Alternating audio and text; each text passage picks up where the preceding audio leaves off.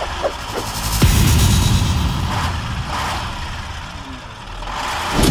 back. I'm Dave Donaldson. Welcome back to Grip Tips. Today we're going to be taking a look at a couple of milk crate divider systems. Small disclaimer real quick. I accidentally shot all of my B-roll in off-speed recording, so the footage is going to be just a tad sped up. It's not terrible, but if you're wondering why everything looks the way it does, that's the reason why. I started live streaming recently, and I usually shoot live streaming at 30 frames per second, where I'm playing video games or editing, sometimes with my roommate Ian Brightman. He's just going to scream behind me. La la la la la. There it is. What are we doing? And well, somehow I accidentally hit the off-speed recording button, so my bad. That guy has an extra Pat Phoenix. However, that being said, if you guys would like to join me on my live stream, it's just my name, Dave Donaldson.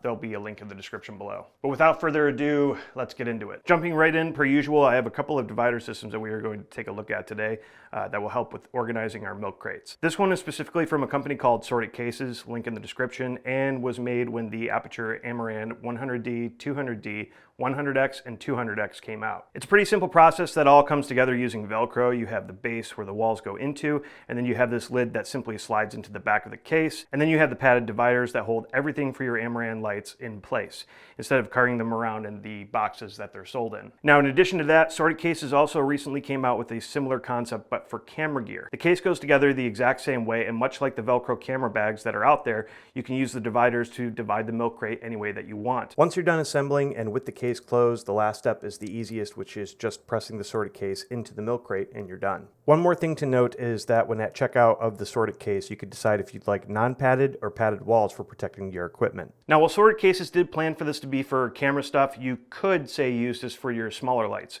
which is what I'll be using them for. You know, storing my Quasar Q5LSs, Aperture ALMWs, Falconized tubes, Amaran P60Cs, you name it. Also, something you'll notice is that the lid has two Velcro strips running across it, and that's because Sorted Cases plans on making a rain hood cover for it. It's not out yet, but it is in the works. So that's more for camera and electric, but now let's take a look at the grip side of things. This is more of a DIY situation, but it is something that I commonly see on pretty much every backlot that I've worked on so far. For this, you're going to need a milk crate that's 19 by 13 by 11, 8 fender washers, 1 1/4 wide with a 1/4 inch hole, drywall or deck screws, 1 1/4 to 2 inches long, 1/2 inch or 3/4 inch plywood, and you could use any plywood, just not particle board, a square, a saw, a drill, and a measuring tape. First, you are going to cut 2 pieces of 3/4 or 1/2 inch plywood, 1 foot by 10 inches. Now, I'm using 3/4 inch plywood here, but that's just pretty much because that's what I had laying around, but you can also do this with 1/2 inch as well. However, the other measurement of 1 foot by 10 inches is pretty important, as that's what the interior of the milk crate is. Since the ply I'm using is already cut to 1 foot, I'm just going to measure 10 inches and Hassan chop that birch. Then I'll use the piece that I just cut as a template to cut the next piece, and booyah, 2 wooden divider walls for my milk crates. When you slide the walls into the milk crates, make sure that your crates are not bowing outwards. For me, this was happening, so I just went back and shaved off a bit more so that my dividers were just barely touching the inside of the milk crate. I also try to space the wood about every 6 inches apart by just eyeballing it,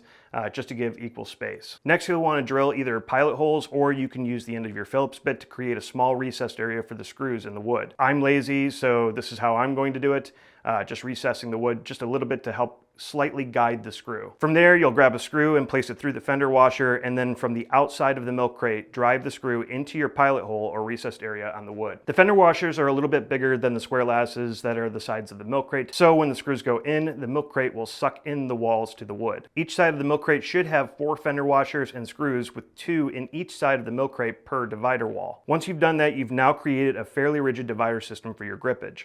This could be anything from your regular power tools to dividing baby plates, Mayfers, Delkin rods, Cardellinis, or really any kind of clamp. Something else to note before installing the walls, and depending on what you plan to put into the milk crates, you may want to consider some sort of base layer, as most of the things that we have in the grip world has baby pins attached to it, and if your crate is on a shelf, the moment that you pull the crate, the baby pins like to drop through the bottom of the crates, preventing you from being able to slide it back onto the shelf. So if you know what's going to be stored in your crates, it might be best to put down a base layer of, say, plastic or Luan, plexiglass, cardboard, foam core, whatever expendable thing that you might have lying around. Also, and something that I think is just absolutely imperative is that you make sure that you label your milk crates.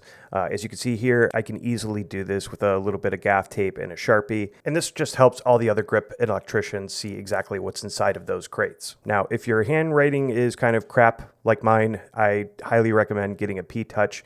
That way everything's labeled nice and neat and everybody can read exactly what's inside of the crates. I suppose if you want to go a step further, you can also take a little bit of packing tape, or what I'm using here is J-Lar, and just kind of laminating what's inside of those labels. And that also kind of does two things. It not only protects the label, but now I've got a little whiteboard so I can add more gear to that crate over time. Maybe play a prank on the new guy or just make fun of the best boy. And boosh, a couple of divider systems for your milk crate. I definitely would recommend either of these options if you're, say, an owner-operator or if you're working on a backlot.